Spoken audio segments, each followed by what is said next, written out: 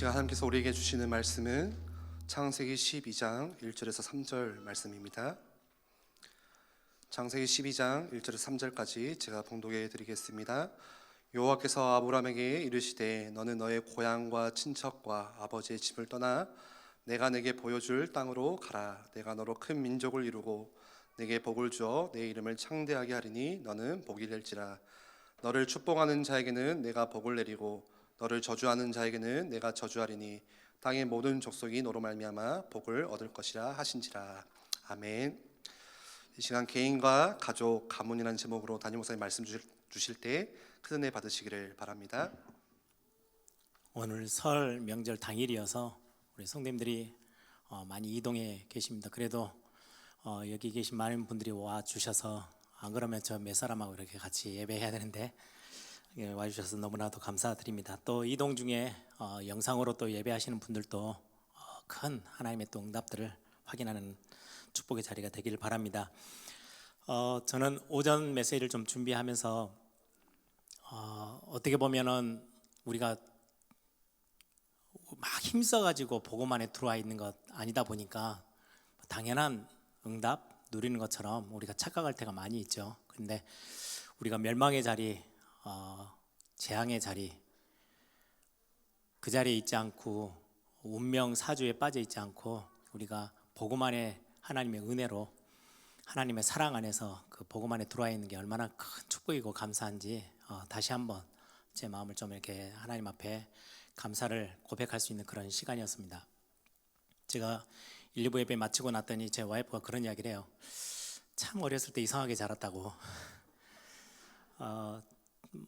보통 성도님들, 보통 아이들이 자라는 그런 분위기보다는 어릴 때 그런 영적인 이야기들을 부모를 통해서 많이 들었던 게 어떻게 보면 굉장히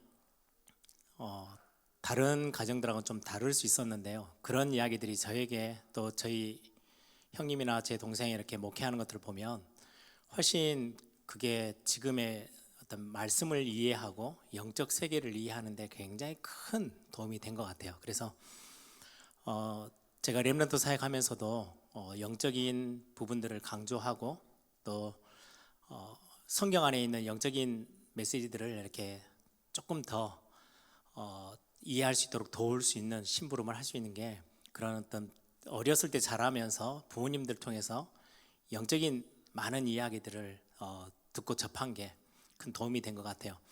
여러분들이 자녀들하고 많은 대화 속에서도 성경 안에 있는, 우리 뭐 특별하게 뭐 신비한 뭐 그런 게 아니고요, 성경에 있는 말씀들을 영적인 눈을 떠서 하나하나 이렇게 설명해 주는 거, 대화해 보는 거는 우리 자녀들, 렘넌트들이 자라면서 굉장한 영적으로 유익이 많을 거예요. 그래서 제가 렘넌트들하고 같이 사역하는 중에 렘넌트들하고 영성 훈련을 해야 되겠다라고 생각하고 영성 앞서고 시작했던 이유 중에 하나가, 말씀을 너무 그냥 단편적으로 그냥 흰색은 바탕이고 검정색은 글씨고 뭐 이렇게 성경을 이해하기 시작하면 많은 걸 놓치게 되잖아요.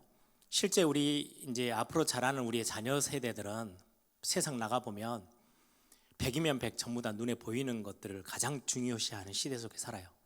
진짜로 영적 무지한 시대.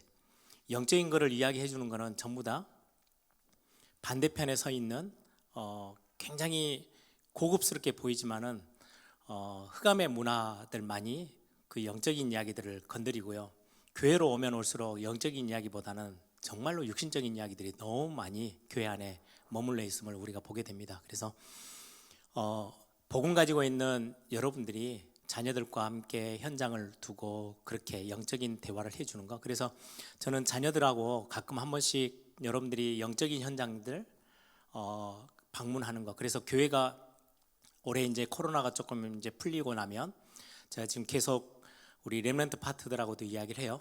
해외 선교 캠프 가는 거를 적극 저는 좀 권장하고 좀 푸시를 합니다. 왜냐니까 그냥 단순하게 성경을 성경으로만 보고 이해하고 있던 렘넌트들이 현장을 실제로 영적인 게 이미 드러나 버린, 영적 문제가 눈에 보이게끔 드러나 버린 현장들이 정말 많거든요. 제가 광주에 이제 부교육자로 이제 제가 강사로 왔을 때 제일 먼저 제가 맡은 대학생들하고 같이 가고 싶었던 게 영적인 현장이었어요. 그래서 그때 와서 보니까 광주의 학생들이 광주 밖을 벗어난 적이 거의 없더라고요. 그래서 분위기를 막 만들어 가지고, 야, 우리 저 메시지만 들었는데 대구의 팔공산, 그리고 거기에 영천의 만불사 이런 데를 가서 직접 한번 영적인 현장들이 어떻게, 그 사람들은 정말로 거기에 빠져 있는지를 한번 보러 가자. 이제 영천 만불사를 데리고 갔던 이유는 불상이 10,000개가 넘어요. 그럼 그 밑에 전부 다 이름이 다 적혀 있어요. 그러면 그 사람들은 그냥 막 무속에 빠져가지고 헤매는 사람들이 아니요, 엄청 잘 나가는 사람들이에요. 그때 물어봤어요. 거기 절에서 일하는 사람한테 불상이 제 한 손바닥 정도만한 크기예요. 이거 얼마 정도 합니까? 그랬더니 한 2천만 원 한대요. 거기에 이름 하나 적는데 2천만 원이에요. 그럼 큰 거는요, 몇 억씩 하겠죠. 그럼 그 정도 돈 있는 사람들이 불안하고 미래에 대한 자기 운명, 사주 이런 것들 때문에 거기에 이름을 적는 거예요. 그렇게 우상 숭배를 하고 있는 현장들을 학생들하고 같이 보고, 아, 메시지가 지금 성경에서 말씀하는 게 이런 거구나라는 걸, 현장을 영적인 눈으로 볼 수 있는 건 굉장히 중요한 것 같아요. 특히 선교 현장에 가면 그런 현장들이 정말 우리 눈앞에 그냥 다 펼쳐져 있거든요. 그래서 그런 부분들을 우리 이제 중요하게 또 선교위원회도 있고 우리 중요한 렘넌트 파트에서도 자꾸 세계 선교 현장, 또 영적인 현장들을 눈에 보여주면서 중요한 훈련들을 좀 같이 해보려고 합니다. 오늘은 명절이기 때문에 제목을 그렇게 붙였어요.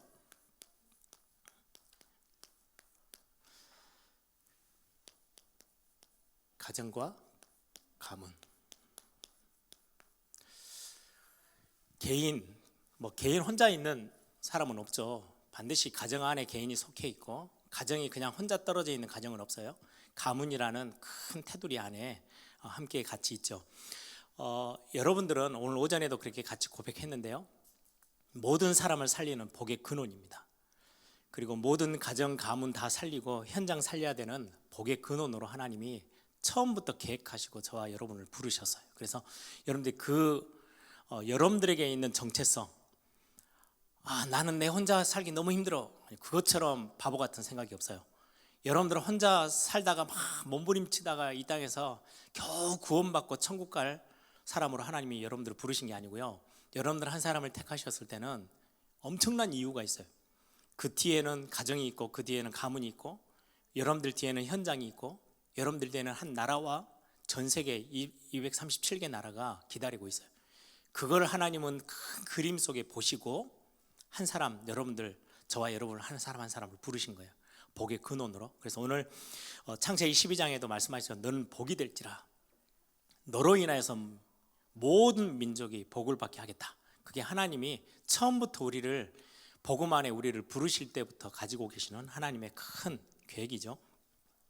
그런 것들을 보고 우리 기도 제목들을 몇 가지만 좀 같이 확인하기를 바랍니다. 참 많이 기도하는 제목이죠. 가정복음화, 가문복음화. 가정과 가문을 복음화하는 거. 근데 성경은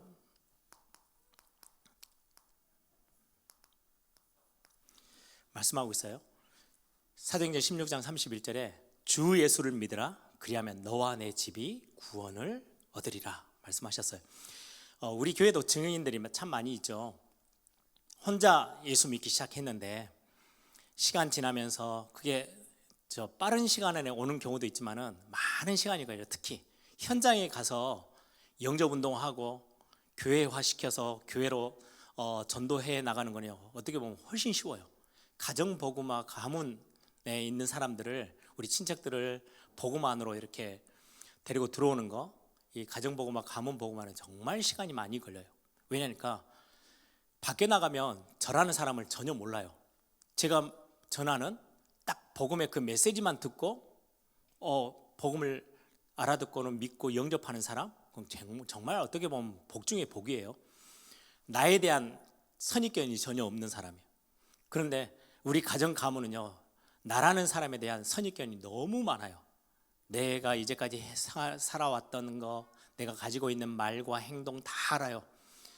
거기에 내가 복음을 전하려고 내 입술에 복음을 담으니까 이게 복음으로 안 느껴지고 내가 하는 그냥 말, 그러니까 굉장히 내가 어렸을 때부터 최고 FM으로 바르게만 이렇게 샀으면 아, 저 사람이 말하는 게 참 믿을만해 이렇게 될 건데 그렇지 않거든요. 우리 가족 가문은 이런 어떤 뒷 배경이 보이기 때문에 복음이 복음으로 전달되기가 참 쉽지 않아요. 그래서 정말 많은 시간이 걸리죠. 가정복음화, 가문복음화에 그런데 우리가 믿는 거는 우리가 얼마만큼 그러면 잘해야 가정과 가문이 복음화 될까? 내가 얼마만큼 노력을 해야 될까? 거기에 기준점이 있지 않아요. 하나님의 약속이에요. 주 예수를 믿으라 그리하면 너와 내 집이 구원을 얻으리라. 하나님이 우리에게 주신 약속이 있기 때문에 우리는 가정복음화, 가문복음화를 놓고 기도하는 거죠. 우리 교회도 보면 한 사람이 시작했는데 처음에는 핍박했다고 했는데 나중에 시간 지나니까 그분들이 남편이 장로가 되고 중직자가 되고 아내가 권사가 되고 교회 중직자로 같이 신앙생활하는 모습들. 어떤 가정은 권사님이 평생을 두고 남편을 위해서 기도하셨거든요. 그런데 이 세상을 떠났어요. 우리 교회에서 이제 장례식도 하고 다 했는데 그 이후로부터 계속 남편분이 신앙생활하면서 하나 조금씩 믿음의 뿌리를 내리면서 같이 함께 신앙생활하는, 죽고 나서 나중에는 그게 응답으로 오는 거예요. 예전에 워치만이라고 중국에서 복음운동을 이렇게 말씀운동을 감당했던 한 사람, 유명한 사람인데요. 학교 다닐 때 그랬다죠. 학교 학생들, 자기 반에 있는 학생들을 놓고 정말 기도했대요. 내 주변에 있는 사람들 다 구원하게 해달라고 기도했는데 그 사람이 이 세상 떠나고 나서 그 뒤에 예수 믿은 사람들이 많아요. 그러니까 내 일생, 내가 눈 뜨고 이 세상 살고 있을 때 응답이 오는 경우도 있지만 내 인생을 넘어서서 하나님이 그 기도에 응답하실 때도 있어요. 그래서 우리는 급할 이유가 없어요. 이거는 우리에게 기준점이 있고 우리에게 시간표에 어떤 딱 기준이 있는 게 아니고 하나님이 우리에게 주신 약속이에요. 그래서 이 약속을 믿고 우리는 기도하는 거죠. 저희 가정도 보면 저희들이야 이제 복음을 유산으로 물려받아서 신앙생활을 하는 이제 후대 자리에 있는 거지만 저희 아버지, 저희 할머니 이야기 들어보면 정말 부신 가정에서 우상 숭배 많은 가정에서 막 몸부림치다가 살려고 예수 믿었대요. 그렇게 시작했던 게 우리 가정에 많은 복음의 열매들을 맺기 시작하고요. 또 저희 어머니도 보면 아직까지도 형제들을 두고 가족들을 두고 막 기도하세요. 그러니까 예수 믿을 때 그렇게 많이 막 집에서 일하고 교회 가는 거 수긴교회 몰래 갔다 오고 그러면서 신앙을 지켰던 게 지금은 그게 이제 많은 우리 밑에 후손들에게는 엄청난 복이 되어지고 지금도 가정 가문을 놓고 기도하고 있는 그 기도 제목들을 저희들은 어렸을 때부터 계속 보고 듣고 이렇게 해온 거죠. 하나님이 분명하게 약속하신 약속이에요. 그래서 급하게도 하지 마시고요. 막 서두르면 싸움 나요. 갈등이 더 깊어지고 어떻게 보면 시간을 훨씬 더 뒤로 발로 차버리는 것처럼 훨씬 더 많이 걸릴 수 있어요. 절대 급할 이유가 없어요. 하나님의 약속을 붙잡고 대신에 증거가 있으면 불신자들도요, 가족들도 아무 말 못해요. 그래서 저와 여러분이 먼저, 그래서 시간표는 여기에 있어요. 내가 응답을 받고 내가 살아나고 내가 힘을 얻고 내가 바뀌면 증거가 딱 생기잖아요. 그럼 다른 사람들이 보고 알아요. 아, 하나님이 살아계시는 것 같으네. 나중 되면 이제 확신으로 바뀌어요. 그래서 복음만으로 들어오는 경우가 거의 대부분이죠. 특히 가정복음화, 가문복음화는 이 부분이 너무나도 중요해요. 그래서 어떤 분들이 그런 이야기해요. 무슨 가정복음화도 못하면서 무슨 전도하러 다니냐고. 진짜 모르는 이야기예요. 밖에 나가 전도하는 게 훨씬 쉽다니까요. 시간도 빠르게 진행되어지고 가문복음화, 가정복음화가 훨씬 많이 걸려요. 그래서 여러분들이 주변에 혼자서 신앙생활하면서 막 몸부림치며 기도하며 애쓰는 분들을 위해서 진짜 기도해 주셔야 해요. 절대로 중보기도 하는 것을 놓치지 마세요. 기도를 쉬지 마시고 가정복음화, 가문복음화를 해서 끝까지 기도해 주시고요. 오늘 오전 메시지처럼 왜 대화가 안 되냐니까 저희 아버지하고 저희 작은 할아버지하고 막 대화하실 때 막 아버지가 막 얼마나 불이 타는지 이제 설명을 해야 되는데 이게 못 알아들으시니까 어른이잖아요. 아버지 입장에서는 작은 아버지예요. 막 이야기하는데 말을 막 거칠게도 못 하세요. 막 답답하니까 막 바닥을 막 손으로 막 치면서 했던 그 장면이 그 방에 제가 왜 들어가 앉아 있었는지 모르겠지만 그게 선명하게 제 머릿속에 다 기억이 나요. 그때 보면서 이게 영적인 거 참 이해하고 말하는 게 이게 이해되는 게 쉬운 게 아니구나라는 생각들을 참 많이 했어요. 정말 많은 시간이 걸리고요. 복음 영적인 부분은 이거는 설명 가지고 되어지는 게 아니다 보니까 하나님이 진짜 은혜 주셔야 눈이 열리는 거예요. 그래서 이 부분은 가족들을 영적인 부분이 전혀 감각이 없는 무지한 가족들을 이해하고 진짜 기도하셔야 되는 굉장히 중요한 시간표죠. 시편 127편 1절에 보시면 여호와께서 집을 세우지 아니하시면 세우는 자의 수고가 헛되고 여호와께서 성을 지키지 아니하시면 파수꾼이 깨어 있음이 헛되도다. 내 노력에 달려 있는 게 아니라는 거죠. 여호와께서 집을 세우지 아니하시면 세우는 자의 수고가 헛되대요. 우리 가정 가문 복음화를 두고는 하나님 앞에 우리 가정과 가문이 하나님의 손에 있는 거지, 내가 열심을 내고 내가 뭘 어떻게 했길래 가정에 복음화가 올까? 아니요. 나하고 상관없어요. 하나님의 손에 달려 있어요. 하나님이 세우셔야만 돼요. 그래서 우리는 기도하는 겁니다. 응답될 때까지. 좀 시간을 멀리 보세요. 아브라함을 보시면 오늘 본문에 아브라함이 나오죠. 진짜 하나님이 응답다운 응답을 주셨을 때가 언제예요? 4대 후예요. 요셉에게.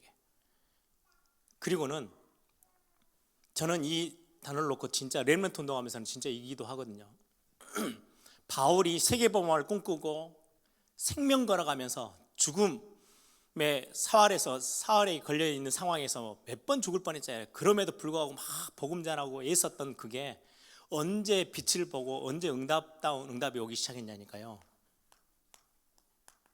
250년이 지난 이후에. 그래서 이건 멀리 보셔야 돼요. 절대 급하지 않고 그러면서도 진짜 하나님이 우리 가정의 진짜 주인이시고 하나님의 약속이 있음을 알고 가정 복음화로서 기도하는 게 굉장히 중요한 부분이죠. 어느 날 중요한 간증들이 될 거예요. 디모데 한 사람, 디모데 같은 정말 멋진 일꾼 한 명이 일어났는데 그 배후에는 외조모 로이스, 어머니 유니게, 이 기도의 배경이 한 렘넌트를 탄생시키는 굉장히 중요한 배경이 되는 거죠. 그러면 복음의 시작 어디서부터 시작해요? 나로부터 시작해요. 여기가 개인이에요. 한 사람을 하나님이 택하시고 여러분 나를 택하시고 거기서부터 모든 것들이 시작되어지는 거예요. 모든 것에는 시작이 있어요. 그래서 시작인 사람이 받는 응답이 있고요. 저처럼 복음 안에 부모님들이 영적인 막 싸움을 싸워서 그 영적인 유산으로 후대 신앙의 유산을 가진 신앙의 후대로 서 있는 사람이 받는 누리는 축복이 있죠. 굉장히 이게 크게 보이시죠? 그런데 시작점에 서서 누렸던 그 영적인 싸움을 싸우면서 복음의 시작이 됐던 그분들이 받는 축복은요 또 달라요. 굉장한 축복이에요. 아브라함이 받았던 축복, 이삭, 야곱, 요셉보다 훨씬 하나님이 아브라함에게 더 집중하셨던. 그래서 여러분들 후대가 받을 수 있는 축복이 있지만 후대는 잘못하면 큰 걸 놓칠 수 있어요. 너무 당연한 거니까. 근데 저는 저희 부모님 세대를 보면서 어떻게 보면은 신앙적으로 지금 우리는 뭐 복음 너무 자세하게 잘 알고 교회 안에서 예배가 뭔지 막 다 누렸잖아요. 정말 영적으로 치열하게 싸우셨던 그 모습들이 기억나요. 저는 가끔 예전에 저희 아버지가 하셨던 이야기가 기억이 나요. 저희 아버지가 항상 그런 이야기를 해요. 우리 집 가문에 굉장히 큰 영적 문제 중에 하나는 일찍 죽는 거래요. 아버지의 아버지도 저희 할아버지도 그리고 주변에 있는 많은 사람들이 옛날 사람들 말하는 것처럼 요절한다 하죠. 젊은 나이에 세상을 다 떠났어요. 그게 이제 영적 문제라는 걸 아버지는 알고 되게 많이 싸우셨나 봐요. 한 번은 저희 고모님이 저희 병원에 중환자실에 있어서 거의 이제 병원에서는 안 될 것 같다 막 이렇게 의사들이 말하는 상황에 면회를 가서 아버님이 귀에다 대고 고모님한테 그런 이야기를 하셨대요. 이거 영적 싸움 해야 된다. 우리 가문에 있는 영적 문제다. 왜요? 40 이제 막 40좀 됐는데 뭐 병원에서 안 된다고 하니까 아버지는 그걸 놓고 엄청 기도하시면서 영적 싸움을 싸우신 거죠. 그리고 하나밖에 없는 여동생인데 이야기를 했대요. 고모님 지금도 살아계세요. 몸이 뭐 건강하지는 않으시지만 보면서 가문의 영적인 문제들을 끊어내는 거 복음의 시작이 해야 될 영적 싸움이에요. 참 어떻게 보면은 치열한 싸움인데 그것 때문에 주시는 하나님이 더 많은 응답들은요, 후대들이 받는 응답하고 비교도 안 될 만큼의 큰 응답들이 기다리고 있어요. 그래서 이 시작에 서 있는 나 굉장히 중요하죠. 그래서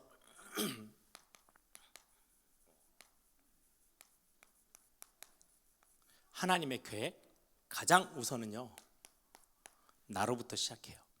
여러분들 혼자 믿고 있는 분들 기억하세요.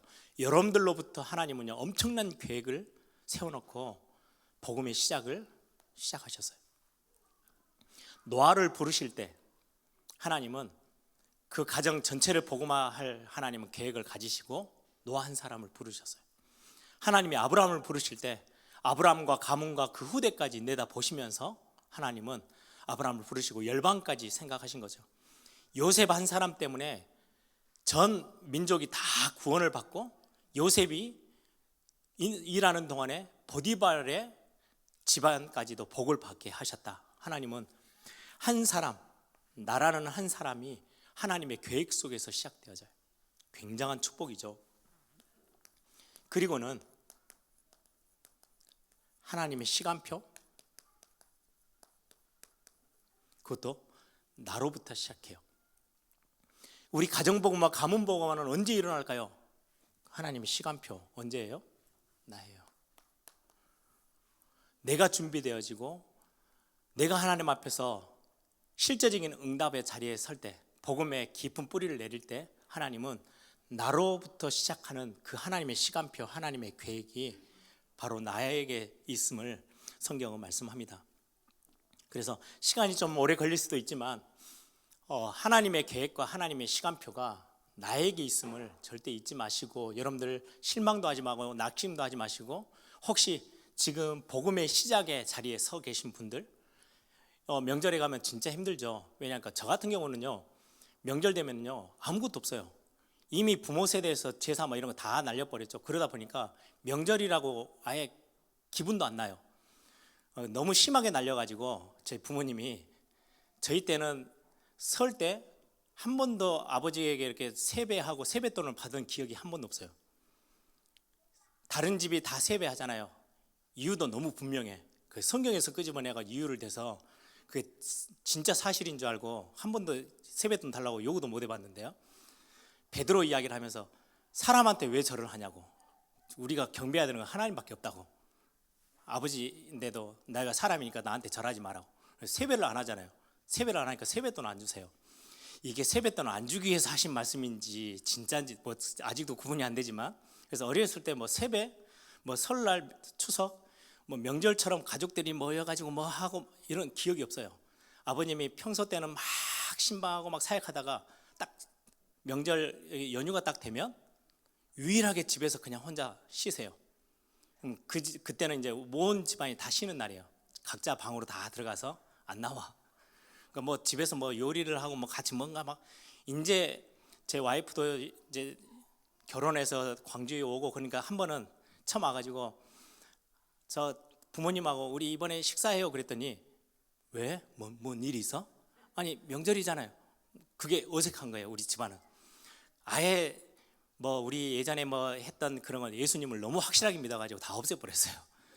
뭐 그런 어떤 속에 저 같은 경우는 뭐 그렇구나 이렇게 하는데요, 혼자 믿는 분들은 그렇지 않아요. 치열하게 영적 싸움을 싸워야 되거든요. 그래서 그럼에도 불구하고 하나님의 계획과 하나님의 시간표가 나로부터 시작한다. 그러면 우리 교회와 성도님들이 같이 함께 해주셔야 될 게 있어요.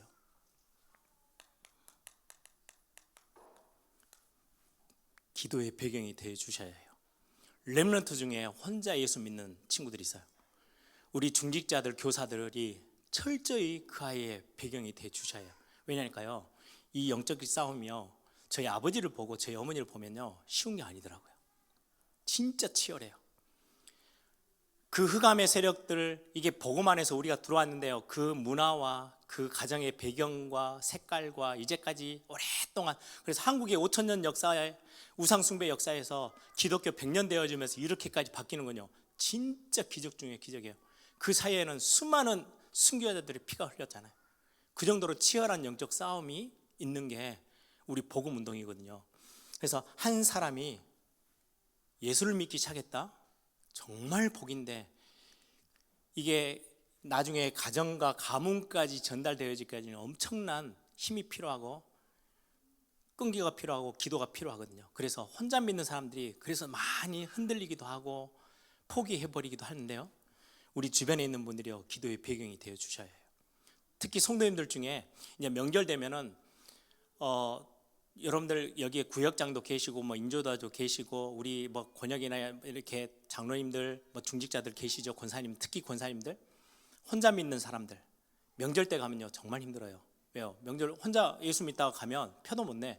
가면 전부 다 제사하고요, 온 동네가 집안에 다 모여가지고 하는데, 교회에서는 그게 우상 숭배라 하죠. 이걸 어떻게 해야 될지 혼자 선택도 못하고 결정도 못하고 이리저리 막 망설이고 있는 성도들이 진짜 많아요.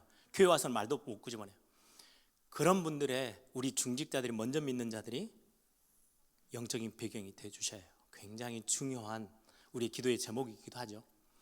그러면서 이 부분을 말씀해 주셔야 돼요. 당신이 하나님의 계획에 한복판에 서 있어. 당신이 하나님의 시간표야. 당신이 흔들리지 않고 딱 서 있기만 하면, 이 복음 가지고 있으면 가정과 가문은 하나님이 살려내실 거야. 이 기도의 배경이 우리 먼저 믿는 사람들이 되어 주셔야 되는 거죠. 꼭 기억하셔야 됩니다. 오늘 본문에서도 나오지만 언약적인 축복. 이미 복음에 가정 안에 들어와 있고 복음이 가정에 복음화 되어져 있는 가정들은요, 응답의 모델의 자리에 서도록 기도하세요.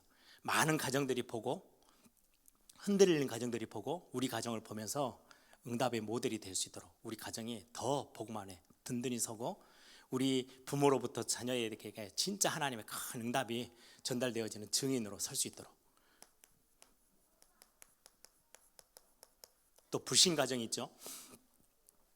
불신 가정에 많은 제사 문제, 뭐 영적인 많은 여러 가지 생각 차이들, 영적인 갈등들이 참 많이 존재해요. 그때마다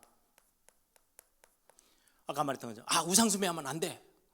이유를 설명 안 해주고 무작정 하면 안 되라고 이야기하면요, 갈등이 더 깊어져요. 이유를 설명해야 돼요. 영적인 이유들. 왜 우상숭배하면 안 되는지, 왜 우리에게 복음이라는 게 필요한지, 왜 조상제사 하면 안 되는지, 그것 때문에 오는 어마어마한 실제 성경에서 우리에게 가르치고 말씀해주고 계시는 영적인 사실에 대한 그 이유들을 바울도 전도하러 현장에 가서요, 예수가 그리스도 되셔야 될 이유, 정당한 당위성, 그거 설명했어요. 그게 복음 전하는데 굉장히 중요하거든요. 왜 우리가 망하는지, 왜 사회상 사람들이 그렇게 노력하고 애쓰는데 결국 심각한 영적 문제, 정신 문제, 육신 문제, 후대 문제까지 낳고 흔들리고 어려워하는지를 그걸 말해주는 거. 이거 하기 위해서 우리가 합숙훈련도 가고 여러 가지 훈련들을 받잖아요. 불신자 6가지 상태, 우리 신자의 하나님의 자녀된 축복들, 많은 영적인 배경에 대한 이야기들을 우리가 같이 훈련 받았던 것처럼 이 부분들을 이야기를 하는 거예요. 굉장히 완고한 가정들도 있어요. 워낙 딱 이렇게 딱딱하게 굳어있는 가정들이 있거든요. 결국은 제가 렘넌트 사역을 하다 보니까 정말 부모님들이요, 딱딱하게 굳어가지고 복음 하나 전혀 들어가지 않는, 그런데 자녀들이 바뀌니까요, 부모님들이 바뀌더라고요. 그래서 우리 렘넌트 사역이 그토록 중요해요. 제가 부교육자 시절에 렘넌트 사역을 오래 했잖아요. 교회 가서 장로님들과 중직자들에게 이렇게 야단 맞은 적이 거의 없어요. 이유가 뭐냐니까 본인들의 자녀들이 다 나하고 관련돼 있어요. 그래서 조금만 제대로 해버리면 부모님들이 저를 이렇게 싫어할 이유가 없어져요. 그래서 렘넌트 사역은 진짜, 렘넌트 운동은 정말 축복 중에 축복이구나라고 제가 알게 됐던 게, 제 수준과 상관없이 자녀들에게 조금만 은혜가 되어지면, 예를 들어서 애들이 뭐 중등부 예배, 고등부 예배, 뭐 주일학교 예배 갔다가 오늘 너무 좋았어, 이 한마디예요. 그 담당하는 교육자는요, 부모님들에게 무조건 칭찬받아요. 그래서 어떻게 보면 렘넌트 사역처럼 쉬운 게 없어요. 이런 어떤 중요한 부신 가정에서 또 복음의 가정에서 올라오는 많은 렘넌트들을 두고 우리 많은 선배, 먼저 믿는 우리 믿음의 사람들이 잘 인도해 주시고 도와주셔서 실제로 자녀들, 우리 개인이 먼저 응답을 받기 시작하면 가정들이 아무리 좀 완악하고 딱딱해도 바뀌기 시작하는 하나님의 시간표가 오거든요.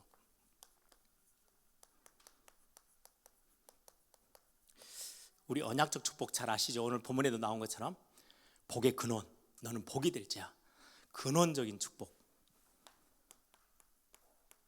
너로 인하여서 네가 대표적인 축복에, 모델적인 축복에 응답의 사람이 될 거예요. 뿐만 아니라 너로 인해서 열방이 복을 받게 하시겠대요. 시대적인 축복. 후대에게 주시는 기념비적인. 그리고는 너가 받아야 될 누리는 그 축복은 아무도 막을 수 없어 불가항력적인. 이 축복이 언약으로 주어진 축복이에요. 그래서 이거를 여러분들 기도 제목으로 딱 삼으세요. 저는 이건 놓고 교회도 제 개인적으로도 현장 가면은 항상 제가 놓고 기도하는 거예요. 하나님, 나 한 사람, 내가 중심이 되어져서 나 한 사람 때문에 내가 근원이 돼서 많은 사람들에게 복을 전달하는, 그리고는 대표적인 시대적인 기념비적인 불가항력적인 축복들이 나 한 사람 때문에 시작되어지고 교회로, 가정으로, 현장으로 다 전달되어질 수 있도록 하나님 나에게 복 중에 복으로 허락해 달라고. 여러분들 오늘 또 그 축복 마음껏 찾아내는 시간 되기를 바랍니다. 그래서 우리의 가정 가문 살리는 복의 근원, 그리고 여러분들의 학교 현장, 특히 산업 현장까지 다 살려내는 복의 근원입니다. 뿐만 아니라 여러분들이 살고 있는 지역, 여러분 발붙이고 살고 있는 지역, 우리 오늘 또 영상으로 예배하고 있겠지만 우리 완도, 남학의 그 지역 전체 살릴 수 있는 최고의 복의 근원으로 하나님이 그 교회들을 세우셨어요. 오늘 우리 이 자리에 짧은 시간이지만 우리 개인 한 사람 때문에 하나님이 가정과 가문, 또 우리 지역과 여러분들의 산업의 현장까지 하나님이 살릴 최고의 응답의 사람으로 저와 여러분을 부르셨습니다. 우리 옆에 있는 분들 한번 그렇게 축복하십시다. 당신은 복의 근원입니다. 당신 때문에 모든 현장이 삽니다. 예, 함께 기도하겠습니다. 우리 한번 기도하십시다. 우리가 모든 사람 살리는 복의 근원으로 하나님이 처음부터 계획하시고 부르셨습니다. 모든 현장 살리는 복의 근원으로 부르셨습니다. 왜요? 우리가 수준이 있어서요? 아니에요. 복의 근원이 우리에게 임하셨어요. 그 복의, 하나님의 복의 근원이 우리 가운데 함께 하시기에 우리는 일어나서 빛을 발하기만 하면 돼요. 여호와의 영광이 네 위에 임하여 있다 라고 말씀하십니다. 저와 여러분이 얼마나 소중하고 중요한지 몰라요.